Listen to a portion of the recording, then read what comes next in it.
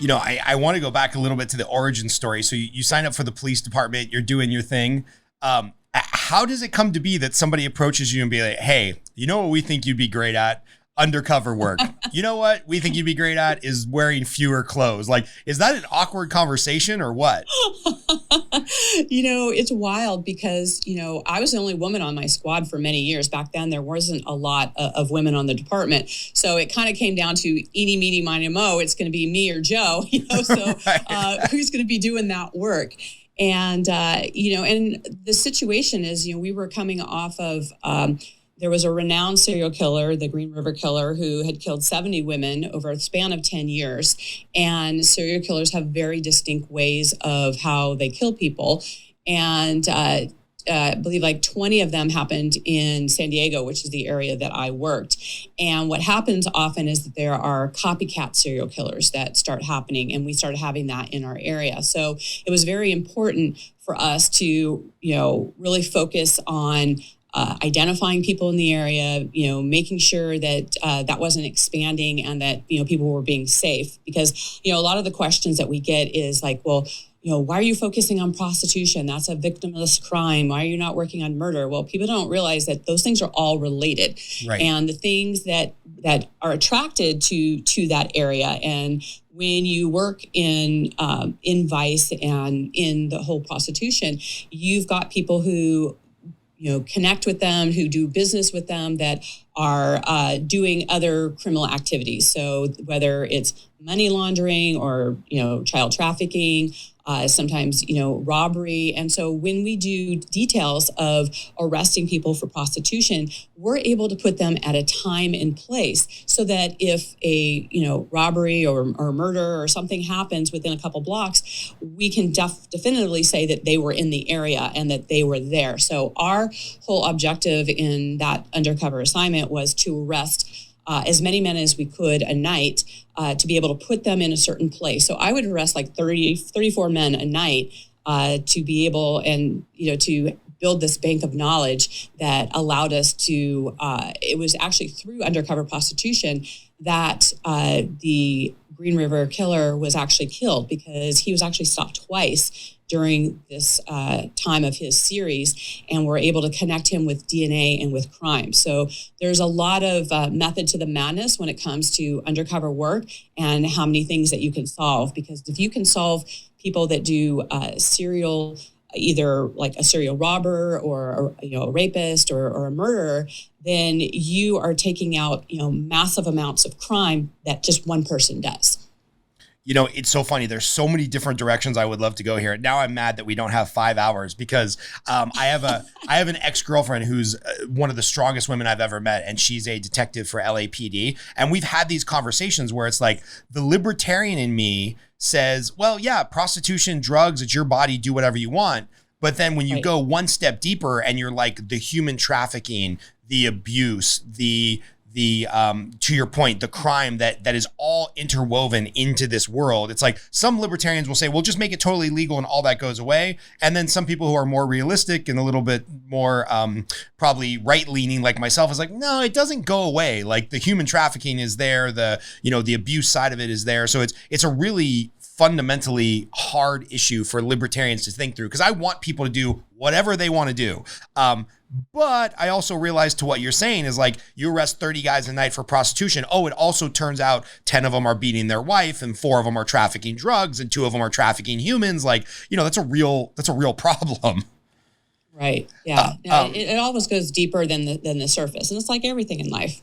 Yeah. And it's interesting because you and I spoke briefly before we jumped on. You talked about, this idea of a lot of people giving up their freedom and liberty and some things just kind of sliding into chaos. And maybe you have an opinion about this and maybe you don't.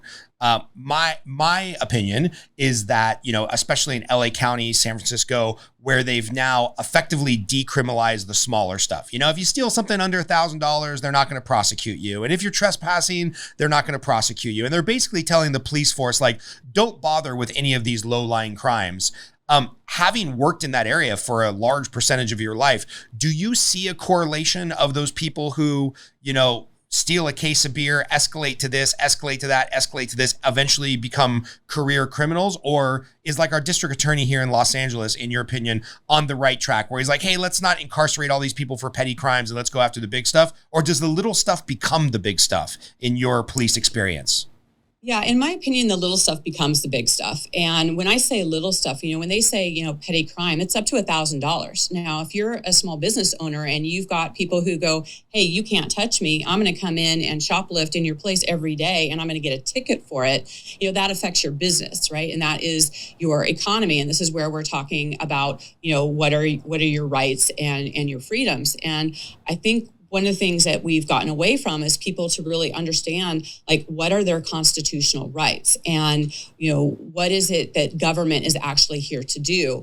And I think so many times we rely on government to make our decisions for us versus us knowing what are our values, how do we want to interact with other human beings? And actually the bottom line of the Constitution is that government is here to secure our rights. And if you don't know what your rights are and they're not being protected, then we have a problem. And one of the things that we've noticed happening is, it's interesting in the times that are going on, when you start looking at the bigger picture, why is it that small businesses are closing, right? Why is it that, the middle class is staying home and, there's people who are, even the things like wearing a mask, like, it's not a matter of right, left, right, wrong kind of thing. It's really about how, are you actually able to come to those conclusions to yourself? We look at TV, it's called programming, right? It's programming for a reason. It's like telling you what it is that you are to believe. And we're getting away from our personal freedoms, which allow us to be at liberty, to be able to be at choice about what it is that we do and what that actually looks like in our life. And so if you start looking at some of the propaganda and the words and things that are happening, it's like, there's a division that's happening, right? And it's having where people feel like they have to take sides. And, the mask issue is a perfect example. And, if somebody feels comfortable, they've done their own research and they want to wear a mask, great, but for people who aren't wearing a mask, there's a lot of opinions around that. Like, well, you're going to kill grandma, or you're not looking at the greater good, or that's being selfish. But people aren't looking at, well, when you wear a mask for 8 hours a day, you're cutting off your oxygen, which means you can't think very clearly. And there's higher cases of people getting respiratory diseases because they're breathing their own toxins. So what happens is that when we start looking outside of ourselves and we start giving our power away, and we're looking at whether it's government outreach or, our politicians or, even teachers and bosses, where we're believing everything that they say is for our good without us evaluating it ourselves. I'm sure there's plenty of people on both sides of it who have their own opinion on it and actually feel strongly about it, but they're not listening to their own common sense and their own knowledge. They're abdicating their power for someone to make a decision for them. And I think that's a very dangerous place to be. And it goes against our principles of having freedom. I mean, freedom is being at liberty to choose what it is that you do. And so it's a bigger thing to look at. But, we actually have more things in common than not. And so if you look at all the things where people are trying to divide us in a lot of different ways and to make, well, if you feel a certain way, then you're wrong, right? Well, what happened to you could just share your opinion and take the good points, because there's always good and bad in everything. And you want to look at all of it and then digest that and make a decision for yourself, because you want to be an autonomous, independent person. And when we abdicate that and we look for like, well, I think the government should tell me how I'm going to breathe, or if I'm in my house or out of my house, or how I should run my health. And, even experts and scientists and researchers, and anybody can find any kind of information that can support their side, right? Because we know that most research and scientist things they happen to support whatever, that product is or whatever. Right, wherever they're getting their funding. Right. So you have to go follow the money. Like, who's actually funding something, who's benefiting from this? Like, look at the bigger picture and don't just take things at face value. And that's where the investigative qualities, and I think that's what I bring in as far as, being a police officer, is ask more questions. Like, don't just accept something straight up the way it is, especially if in yourself you're like, I don't really agree with that, but the government tells me to do it, so I'm going to do it. Yeah. Right? That's not fun. That's not American values. That's It's not you knowing what is best for you and your family. And because you stand up for yourself, it's interesting some of the rhetoric that's coming up of saying like, oh, you're not looking out for the greater society, or you're being selfish, or like, that's not true. They're not mutually exclusive. That is just language that pits people aside from each other. And, all the different censoring that's happening with people even sharing their opinion. Since when is somebody saying, how they feel about something, wrong? Right. It's just like, why can't you just like do your own research and find out what's best for you and your family? It's not that you are, it's so funny to me that there's so many things coming up now that by you standing for your own personal freedoms, that you're somehow hurting society.